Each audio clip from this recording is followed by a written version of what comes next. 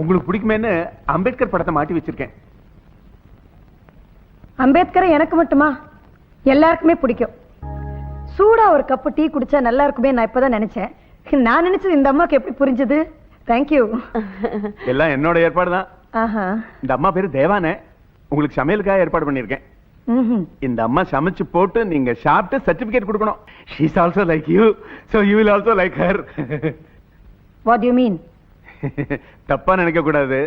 இந்த அம்மாவும் உங்கள மாதிரியே ஏன் மாதிரி ஒரு ஹரிஜன சமூகத்தை சேர்ந்தவங்க தான்.